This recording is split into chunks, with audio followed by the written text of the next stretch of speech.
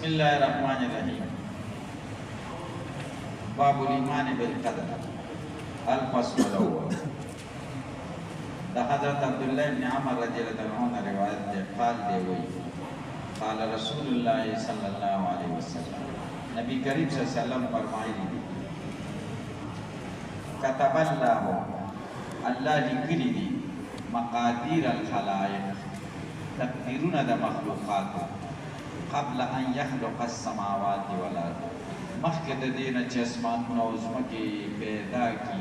ब50 अल्फ़ सना 50,000 साल। आसमान और ज़मीन के पैदाइश न 50,000 साल मख़के खुदे ख़ल्क़ तक़दीरुना लिखली चिदा बशक़ी दा बसईद दादा बदुमरा उमरी रानी ज़माना की टीम के वफ़ात की रिज़्क़ पे फराख़ी या बतंगी एक अमल बई बदअमल बई अब दसमा का आसमान ला खुदे नो पैदा करे द देना 50,000 साल मख़के ज़मीन का तस्वर से लिखल से अभी परेशानी बस बकार परेशानी बकार दा बिया ख़लक़ खमा ख़ल दिया बिया दा मुझे डेढ़ खमा परेशानी कई करना दर रिज़्क़ बारके हाल बारके तासी मुझे दखल मुस्तक़बल बारके हर सड़ी सर फिक्र में दिदा करा जाना खमा खमा करा तो ख्याल ख़लक़ तदबीर इस्तेमाल है खुद राय तब फिक्र सोच न गई वो जैसे कि खुदे बेकर अलग कहते तदबीर कौन और जैसे निकल या गकी कर अलग कहते पैसे के पैसे नशती की सुकून चाचा बतक़दीर सुमरा ईमान मजबूत या उनका बेसुकून ज़्यादा और चचा परेशानी दे रही हो तो कोई चचे तक़दीर बादी यकीन कमज़ोर है। क़ाल वकान अर्शु अलल मा और नबी करीम सल्लल्लाहु अलैहि वसल्लम फरमाए वकान अर्शु वद खुदे अर्श अलल मा को बदे वक्त यानी माना था द अर्श और दो बमेंस के कम शे हायल न हो सके आसमान न खुदे नो पैदा करी करना अर्श और दो बमेंस के आसमान न हायल न हो करना ये दस वक्त बेनश खुदे अर्श बचो मक़ादीर द मिक़दार जमाना वहुवा अल्लज़ी युरफ़ु बिही क़द्रु शैइ व कमियतुहु आगे तवही च दशी अंदाज़ा और दशी मिक़दार पे मालूमी लकतला कला कला द अंदाज़े बमाना इस्तेमाली के तो बमाना द अंदाज़े सर अल्लाह ताला तली नहीं दी मखलूक निकली बल्कि अंदाज़े च बतला अंदाज़ा की क्या गई निकली माना ज़मीन का दजवान द अंदाज़ा ज़मीन हालात दी निकली कतबल्ला खुदे बख्तल निकली कतबल्ला उनका माना या द अजरल्लाह वल कलम अल लौहिल महफूज़ खुदे लौहिल महफूज़ के कलम चलवले दे जिक्री दी या माना दादा अमरल्लाह वल कलम अयस्बत बिल्लौहिल महफूज़ मा सयूजदु मिनल खलाइक़ खुदे कलम तामर करे दे चिकलक लिखी बलौह महफूज़ क्या करना जिसब की कतबल्लाह माना सदा अमरल्लाह वल कलम। हज़रत शाह वलीउल्लाह रहमहुल्लाह फरमाई हुज्जतुल्लाह बालिग़ा की कतब माना द आयाना सर दे मुकर्रर की दल कतबल्लाह वल कलम माना कतबल्लाह खुदे मुकर्रर करी दी मक़ादीर अल ख़लाइक़ मिसाल दार कुतिबा अलैकुम सियाम कुतिबा अलैकुम पदी करीना दार च बाज़ रिवायत के दे कतबा बजे क़द्दर लफ्ज़ रागले क़द्दर बमाना द मुकर्रर किए दो ज़रा का खुदे मुकर्रर करी ख़ल्क़ तक़दीरना दज़म के द आसमान द पैदाइश ना 50,000 साल मख़की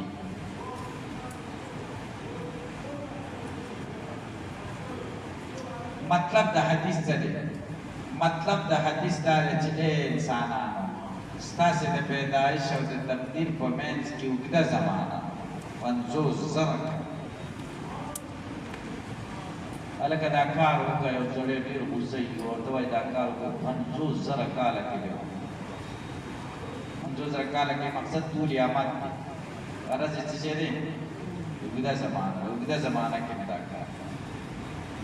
गलत ममदा का मकसद है یعنی تاسو لا پیدا شوي نه وئ ستاسو د پیدایش نه اوږده زمانه مخکې ستاسو هر څه لیکلي دي نو څه له پریشان اوس به یو اعتراض وارد شي چې فلاسفه مقدار د حرکت د فلک الافلاک ته زمانه وایي چې فلک الافلاک حرکت کوي د دې نه زمانه پیدا کړي نو چې ځمکه او اسمان نه وو نو د فلک الافلاک حرکت د کوم ځای نه شي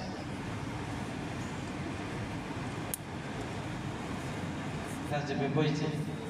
چې د فلک الافلاک حرکت نه وو نو زمانه د کوم ځای نه شي نو دا 50,000 کاله بیا د کوم ځای نه مقرره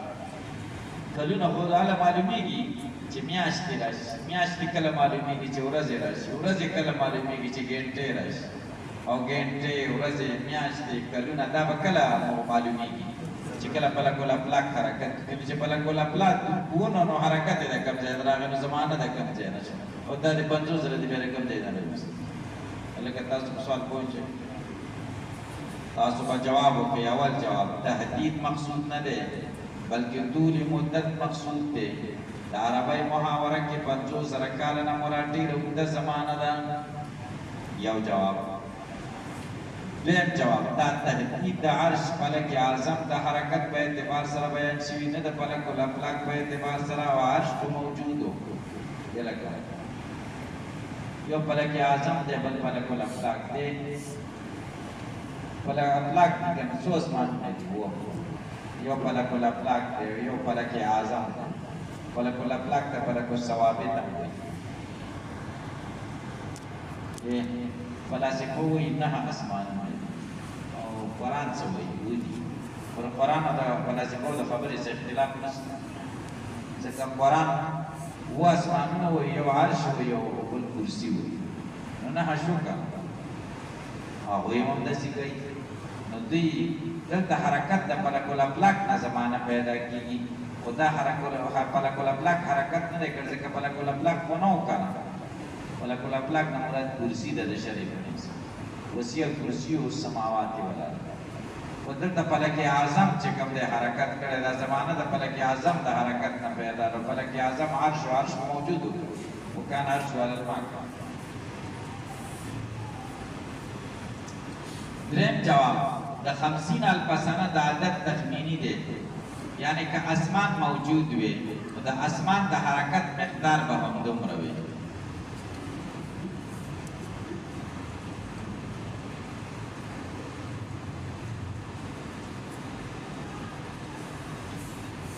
حافظ ابن القیم رحمه الله فرمایي د تقدیر 15 مراتب دي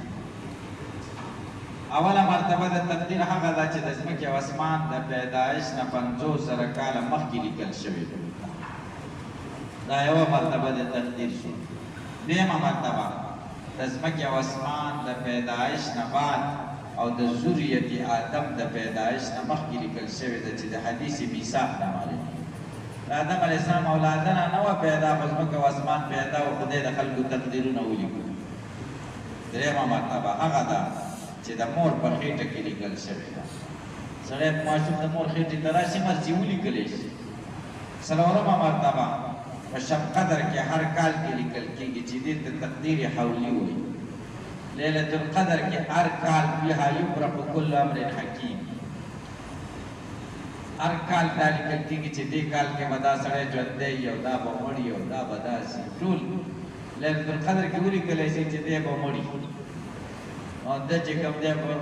اختر نه وروسته دې منصوبه د څه جوړوي 80 کلونو منصوبه یې جوړوي کور ځان له جوړوي او دا کوي او دی څنګه دی نو دی لیکل شوی دی چې مړ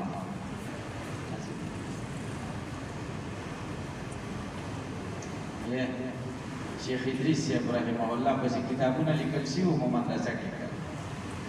دا کتابونه او دا نقشه کله جوړېږي روجه کې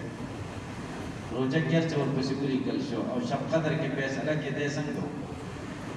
دی مړ لیکل شوی چې دی منصوبه د انسان کمه وي اوږده او لیکل شوی ته خبر نه دی که نه چې بس لیکل شوی ته مړ تاسې په خبره باندې پوه شئ که زه پوه بس دنیا انداز باندې زموږ تاسې ټولو دغه حال دی پته نه لګي چې موږ تاسو د تېره روژه کې څه لیکل شي هېڅ پته نه داسې به خبره پوه شي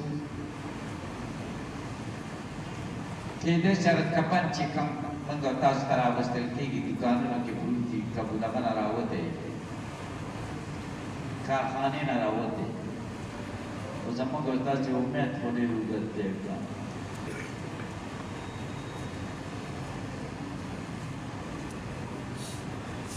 دې ته تقدیر حولي وایي بل تقدیر یومي دی هر ورځ لیکل کېږي کل یوم هو فی شأن هر ورځ تا دغه کې دې ورځ کې به ته څه کوې دې ورځ کې هلکه چې ورځ راځي نو هغې نه مخکې ملایکې خبرۍ داسې به کوي دې ته تقدیر یومي وایي وکان عرشه علی الماء دا خدای عرش د اسمان او ځمکې پیدایش نه مخکې د اوبو په مخ او اوبه دا په باد وي او باد د خدای په قدرت عرش په اوبو اوبه په څه وي په باد ریح باد په څه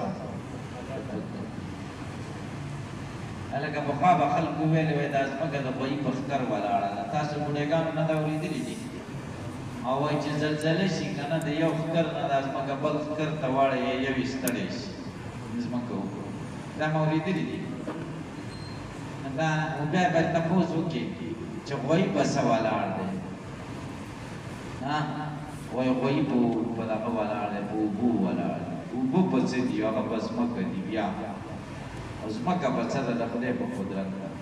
چې اول نه سړی ووایي چې بس دا ځمکه د خدای په قدرت ده نو ښه نه ده بس اسانه د هغې مطلب دا دی چې دا ځمکه د غویي په ښکر ولاړه ده یعنې د هغې خبرې مطلب دا دی هوښیارانو خبرې ګورې چټي نه دي خلک پرې پوهېږي د هغې مطلب دا دی چې دا د دنیا نظام په غلې دانې دی چې غله دانه دا خلک به ژوندي که نه د ځمکې خلک او چې غله دانه نه خلک مري که نه او غله دانه په څه پیدا کېږي د ځمکې نه او ځمکه څوک اړوي غویي اړوي د غویي په ښکر دا دنیا ولاړه دا یې مطلب هلکه ښه مطلب دی که هغه په دې پښتنو ډېر ښه متلونه دي خو چې د شپېتو شي نو د اوږدو شي خلک وایي چې دا مطلب دی چې د شپېتو شي نو بس بیا د کار نه دی بیا یې لرې کوئ او چې د شپېتو شي نو د ساعتو شي حقیقت دا چې د شپېتو شي نو د کار شي د یو خبره د سرو زرو د لیکلو وي مشرانو خبرې چې کومې دي تاسو ته به پته ولګېږي اوس درته نه لګي ځوانان جذباتیانې سوډا واټر بوتلي یقین په خدای وکړه تاسو جذباتیانې موږ باندې دا تېر شوي دي ځکه درته چې ځوانانو له وایي چې دا کار د ده یو د خواهش مطابق یو کار چې ورته وایي لکه د هر چا سره مه ودرېږه نو ده له غوسه ورځي چې دا راته ولې وایي هلکه ماسخوتن کور له زر راځئ په دې هلکانو دا ښه لګېږي که بده پرې لګېږي فضول وخت مه تېروئ چټي ځایونو ته مه ځئ او دا په دې مشرانو خو تېر شوي دا د تجربو خبرې چې فضول چې دا فضولیات دي هلکه طالبان موږ له به استادان ویلې چې خپل سبق وایي جلسو ملسو کې کار مه لرئ دا به موږ یعنې طالب څه سره کار دی موږ له به استادان ویلې چې بس نوافل هم ډېر مه کوئ طالبۍ نوافل ډېر مه کوئ دا معنا نه چې موبایل وګوره او نفل مه کوه صحیح ده نوافل دا معنا چې تا د کتاب کتلو کې د نفلو نه زیات ثواب دا یې مطلب چې کتاب کتلو ټینګ دي او د نفلو تعارض راشي نو څه کوه کتاب یعنې داسې به یې راته ویله اوس که طالبانو له دې لږه جلسو له مه ځئ مونږ د ثواب نه منې کوي ثواب نه که ورته لکه تبلیغانو اجتماع له مه اکابرو ملاقات نه منع کوي او تبلیغانو اجتماع کې اکابر دی ویني هلته خو بیان کېږي اکابر له ته ورسېدی شي یقین په خدای وکړه چې دا طالبان غمقل چې وروسته بیا عقل یې سر له راشي بیا پوه شي چې دا خو د سرو زرو د لیکلو خبرې مونږ له استاد به کوو ښه څه فایده ده پکې تاسې پرې پوه شئ که پرې پوه نه شئ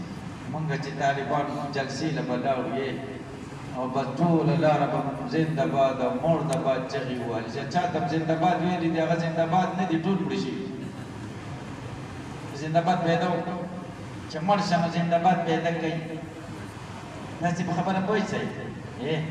دا به مو کړي او دې ظالمانو چې چا سره به تلو هغې ظالمانو به چېرته ډوډۍ خوړله او موږ به وږې تږې ګرځېدو او 5 روپۍ به نه وې چې د 1 روپۍ به ډوډۍ وه او د 2 روپو په چوډو ښه کار کېده یقین به خدای وکړه موږ سره به دومره روپۍ طالبان سره خو روپۍ نه وي که نه اوس نه یم خبر چې څنګه چل دی پخوا به ډېرې لږې روپۍ وې طالبانو سره ما ته وګوره د چوډو روپۍ به نه وي ورځ خو به دې تېره شه ماسخوتن به بیا راغلې د وظیفو ډوډۍ بیا خوړه په یقین به خدای وکړه چې دا داسې ده که نه ده اوس هم داسې چل دی که نه اوس جلسو کې ډوډۍ ورکوي شته پکې جوز به ورسره کاوه هم ورکوي د ډوډۍ بس پخوا خو دا بوتلې موتلې نه وې دا د ټیم والا بوتلې ټیمي بوتلې نه وي اوس خو کار اسانه دی دا به هم تقسیموي که نه یې تقسیموي ورکوي دا ډوډۍ پکې هلکانو دغه چل دی دغه مونږ ته به ویل نه دا څنګه چل دی په زلو کې ښه دا تلل سبق ښه که دا تلل ښه سبق ښایي که تلل ښایي یقین په خدای وکړه چې طالبان په بس سر له ډېر خوشحالېده چې بس سر له وکړي داسې پرې پوه شي نو قمقلتوب وي دا تجربې که نه تجربې وشي چې همدې کې څه فایده نشته فایده مونږ تاسو له په څه کې ده صرف او صرف کتاب کې ده چې مطالعه وکړو سبق ووایو یو خپل د خدای عبادت وکړو بس دغه کې فایده نور یو شي کې فایده نشته داسې پرې پوه شي که څوک چې هر د دین کار کوي بس هغې له دعاګانې کول خدای ته اخلاص نصیبه وګرځه استقامت شر نه محفوظ کړي او موږ تاسو د خدای په دې کار کې لري خدای په دې نه موږ تاسو نه جدا کتاب او مدرسې نه د دې نه جدا کړي او دا نور باندې چا باندې ملامتیا مو وایي ما د چا سره مخالفت کوئ دا څوک چې هر کار کوي علما چې هر کار کوي نو بس وایي د دې کار د زه نشم کولی او نور ښه کوي هلکه موږ تاسو یې نشو کولی کولی شئ وایي زه یې نشم کولی بس ما د لاسه نه کېږي بس هغوی له د خدای ترقي ورکوي اوس تبلیغ ښه کار دی که بد دی 4 میاشتې تاسو مسافري کولی شئ او هغوی کوي او چې وایي زه یې نشم کولی او ښه نه دی خو دا بده ده که نه زه یې نشم کولی د لاسه مې نه کېږي او به زه سبق وایم سبق رانه خرابېږي او هغه ډېر بهترین کار دی خدای دې ترقي ورکړي او چې مخالفت یې کوي چې زه یې نشم کولی دا ښه دي دي که نه ښه دي دي که نه او چې ورسره سبق پرېږدي او روان شي چې یا 4 میاشتې دا دې ښه وکړو که بد دې وکړو دا دې بد وکړو سبق مو پرېږدئ صحیح دی انشاءالله خدای هم پوهه کړه چې نه پوهېږئ زه هم څه کوم هلکه پې وایي انما انا لکم ناصح امین زه بس تاسو خیرخواهي کوم که نه ځکه بس خیرخواهي خبرې ورته کوم زړه کې به م پرېوځي یو وخت خو به م پکار شي که امیر سعید مولوي صاحب یوه ورځې به دې پکار شي که اوس نه اوس خو دا خبرې ساده ښکاري طالبان جذبات ډېر سوډا واټر بوتلي دا مشران چې کوم دي دی له به دا زما خبرې خوند ورکوي لکه ریاض کنه چې کوم مشر داسې ده که نه ده چې نوجوانان یې هغې بدې شي سمیع الله څنګه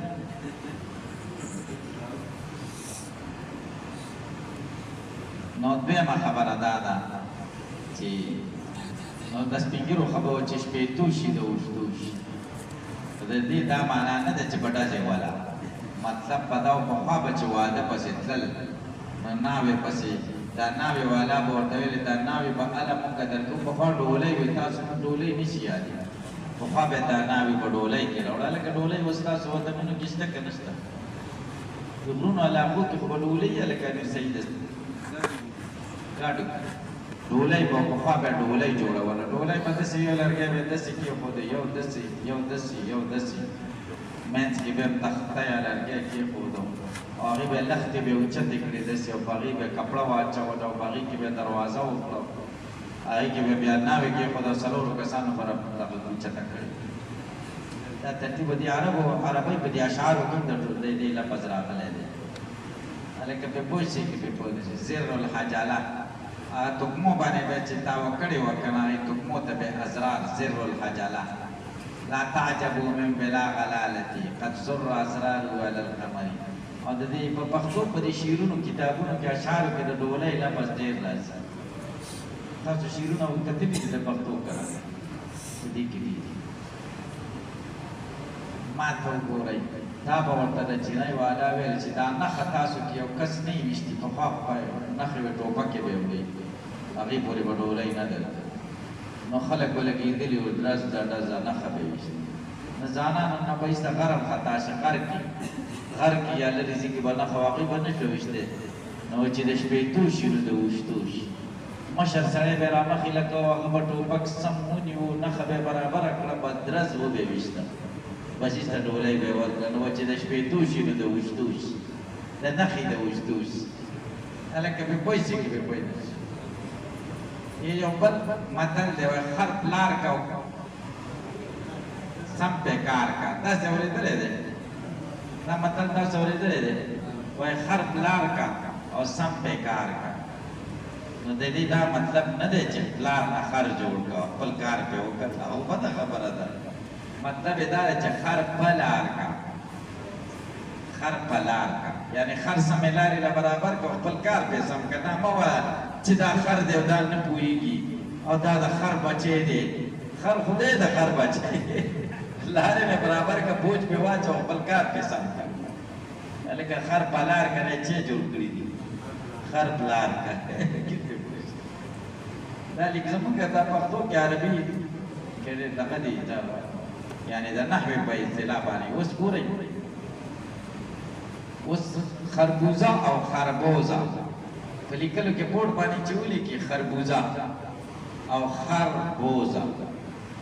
خربوزه خو دغه شه مفرد شه که نه اسم دی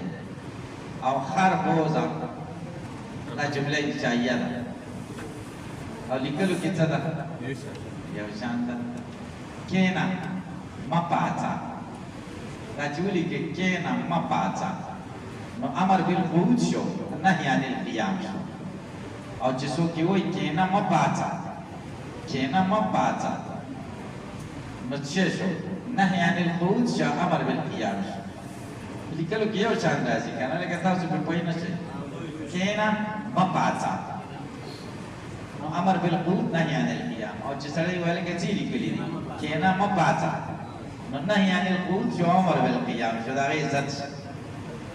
تاسې پرې پوه شئ نو ګورئ نحوه کې دا خبرې معلومېږي په پښتو کې هم پښتو کې په عربۍ کې پکې هم دا معلومېږي چې لیکلي به یو شاني مطلب به بل شاني تاسې په خبره پوه شئ اول شی خدای پیدا کړي دي اول المخلوقات شی دی چې د عرش په اوبو حافظ ابن حجر وایي روایات مختلف دي په اول المخلوقات حاصل دا چې اول نور دی هغه نور چې نبی علیه السلام ته پیدا شوی ځکه حدیث کې دی اول ما خلق الله نوري اول الله تعالی زما نور پیدا کړی رسول الله صلی الله علیه وسلم یا خدای دې نمبر کې اوبه پیدا کړي دي او بیا یې عرش پیدا کړی دا مسلم شریف روایت اوس ته راځي نو دا حدیث مناسبت د باب سره واضح شي وعن ابن عمر رضي الله عنه قال قال رسول الله صلى الله عليه وسلم كل شيء بقدر حتى العجز والكيس هر شی په اندازې دي تر دې پورې چې عاجزي او قدرت او زیرکتیا او غباوت هم په تقدیر دي د حدیث مطلب څه دی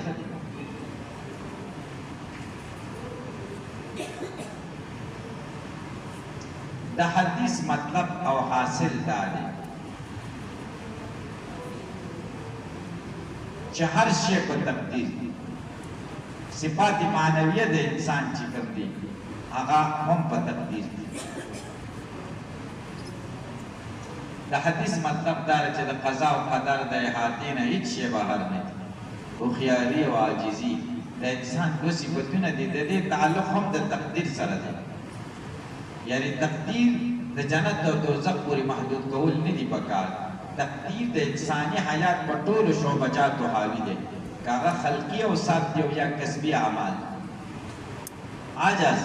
او کیس او قدرت او غباوت دا خلقي صفات فطري دا په تقدیر دي چا ته خدای لږ ورکړي چا ته ډېر حتى العجز والكيس حتى عاطفه ده العجز والكيس مربوط عطف ده په کل باندې كل شيء بمقدار حتى العجز والكيس بمقدار نو حتى بعاطفه او یا حتی العجز والکیس یا با عجزی والکیس عطف شی بشیئن کل شیئن بمقدار حتی العجز والکیس.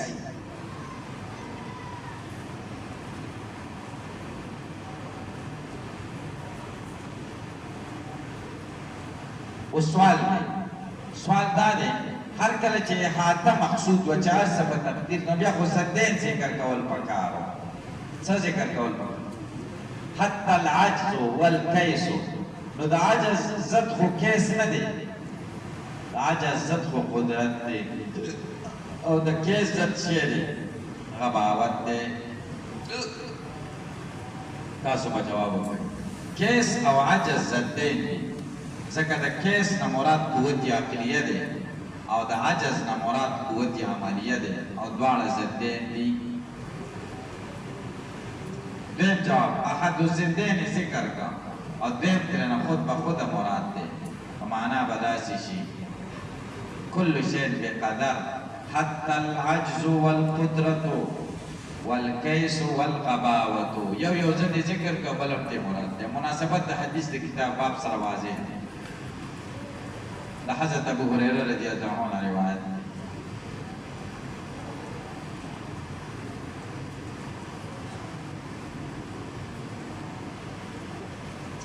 چې رسول الله صلی الله علیه وسلم فرمایلی احتج آدم و موسی جګړه وکړه آدم علیه السلام او موسی علیه السلام عند ربهما درب دوړان دي دواړو جګړه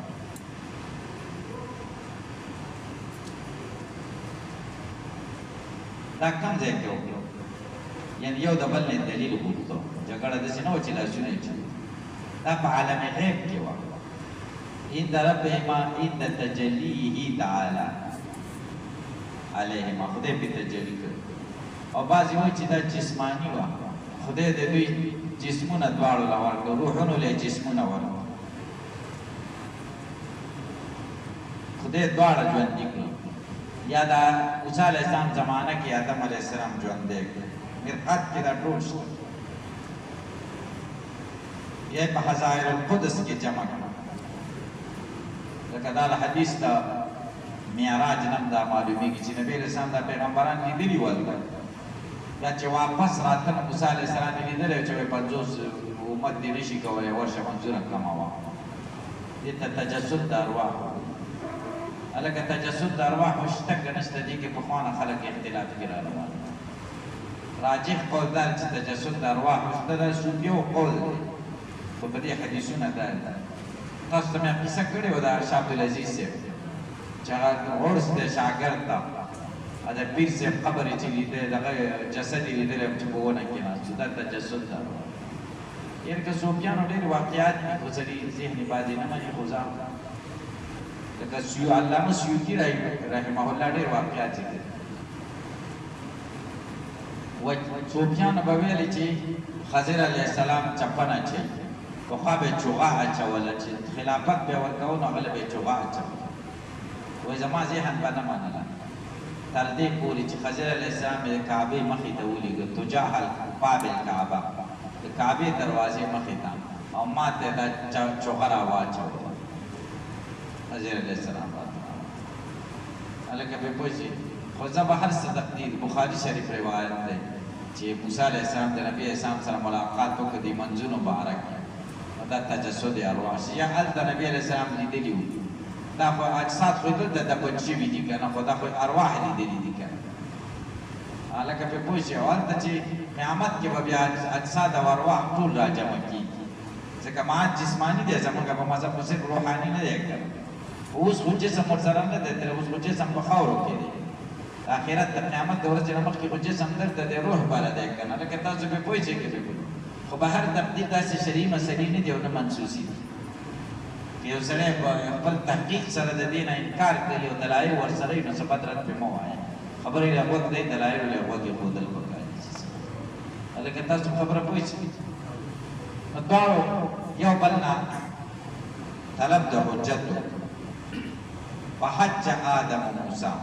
آدم علیه السلام په موسی علیه السلام غالب شو جګړه یې پسه کې وه قال موسی علیه السلام ورته وایي انت آدم آدمی الذي اغا خلقك الله بيدي چې الله تعالی ته پیدا کړی په خپل قدرت خاص سره ونفخ فيك من روحي پوکلې دې پتا کې د روح ددنا واسجد لك ملائکته او سجده کړی دي تا ته ملائکه واسكنك في جنته او تا ته اسلوب نه درکړه په جنت دده کې ثم احبطت الناس بخطيئتك بیا د خلق را کوس کړل بخطيئتك په ګناه ستا باندې لاره د ځمکې ته اوس د جنت کې نو زموږ په سم مزه وي جنت کې وو یو بل روایت کې داسې راځي چې موسی علیه السلام ورته انت الذي اشقیتنا دا هغه چې موږ دې سپیر کړیو ځکه جنت کې به مزه کولې دنیا د غمونو نه به څه وغوښتلې تر کوش وینو موږ هم در سره راځي ځکه اولاد خطا نه مراد لغزش دی ګناه د پاره اراده او عزم شرط دی لکه په پوښتې او د آدم علیه السلام خو عزم نه وکړ لکه خدای وایي فنسیه ولم نجد له عزما نو موسی علیه السلام ورته څه وایي آدم علیه السلام ورته څه وایي قال آدم علیه السلام دې ته وکیده که نه انت موسی الذي اصطفاك الله ته خو موسی یې هغه چې خدای غوره کړی د رسالت په پیغامونو وبکلامه او د خبرو خدای سره خبرې کړې دي واتاک الالوا تختای د تورات در کړي بیا بیان کل شی دې کې بیان د هر شي دی وقربک تیرا نږدې کړی نجیا پتا ځال کې چې الله سره دې پټي خبرې کړې دي وبکم وجدت الله كتبت توراتا څومره زمانہ کې د الله پیدا کړی چې تورات یې لیکلې ده یعنی الله امر کړی دی په کتابت د دې باندې قبل ان نخلق مخکې د دې نه چې زه پیدا شم زما د پیدایش نه څومره کلونه مخکې خدای امر کړی د تورات په لیکلو قال موسی علیه السلام 40 عام ستا د پیدایش نه 40 کاله مخکې تورات لیکل شوی قال آدم علیه السلام دې په هل وجدت فيها آیتا په تورات کې بیا متي دي دا واسادم ربو بغوا لفظ شو آدم علیه السلام د رب د خبرې بغوا نو څه شو د جنت لارې ورکړه بغوا جنت کې دوام ورکو قال نعم دې او دا په تورات کې وکړه قال آدم علیه السلام دې بدلونی آیات ما ملامت کې اعلی په دې خبره نامین تو عملا چې ما د سکار کړه دې كتبه الله علیه چې دې ما ته لیکلو وانا عمل چې زه به کوم قبل ان يخلقني مخکې د دینه چې زه پیدا شم 40 سنه تنزلوي کاله یا زما د پیدایش نه 40 کاله مخکې خدای یو خبره لیکلې ده او هغه ما وکړ نو ته په هغې ما څنګه ملامت کې خدای لیکلې وه چې دا به کوي نو دا استدلال به څه ونیو په تقدیر دا داسې دی سړی مړ کړي او دې راونیسي چې دا ووهې ولې دې مړ هغه یا د خدای بندګان دا تاسو څه کوئ ما ولې ملامته کوئ دا خو لیکلی و چې زما د لاسه به مړ کېږي نو بیا خلک پرېږدي ولې استدلال په تقدیر کړی استدلال په تقدیر خو صحیح نه دی کړی آدم علیه السلام څه وکړو استدلال په تقدیر وکړو او نبی علیه السلام څه وایي فحج آدم موسی آدم علیه السلام غالب شه په موسی علیه السلام باندې لکه به پوه شي دلیل خود آدم علیه السلام مضبوط وکړه د موسی علیه السلام د آدم علیه السلام استدلال په تقدیر وکړو نو دا استدلال قوي صحیح نه دی او خدای نبی علیه السلام بیا په حج آدم علیه جواب داد د موسی علیه السلام ملامتیا د عالم اسباب نه د وتلو نه بعد عالم ارواح کې وه عالم ارواح کې ملامته کا وکړه آدم علیه السلام عالم اسباب نه وته عالم ارواح کې څوک ملامته کوي هلته خو د ملامتیا ځای نه دی چې څه وشو هغه وشو هغه هم په داسې لغزش چې توبې سره معاف شوی و نو آدم علیه السلام موسی علیه السلام د محض لاجواب کولو او خاموشه کولو دپاره په تقدیر استدلال وکړو په داسې طریقې سره چې د موسی علیه السلام ذهن کسب او سایه د عبد طرف ته مستقل منتقل نشو وی نشو استدلال مقصد یې دا نه و چې دې دلیل سیاسي سړی خاموشه کوي چې دې خاموشه او خدای د موسی علیه السلام ذهن دې طرف ته پوه نه تله چې د سایه او کسب دی چې تا د خدای تقدیر پوره کوو که نه خطا ده دا یې ورته ولوي چې موسی علیه السلام ذهن کې خدای وانه فحج آدم موسی اوس سوال دی چې حج آدم موسی دا په دې حدیث کې دوه کرته راغله اول په حج آدم و موسی او بیا اخر کې وایي په حج آدم و موسی لکه پیدا تکرار دی تکرار طالبان ورپسې جواب دار اول په حج آدم و تحریر د دعوی او د دویم کر د اثبات دی په اول کې د عطف او فقیر کې د نتیجې د پاره دا او داو نتیجه متغیران دي د سیوه العالم حادث لانه متغیر وكل متغیر حادث فالعالم حادث اول العالم حادث د دعوی د پاره او د دویم العالم حادث نتیجې د تم په حج آدم موسی اول د دعوی د پاره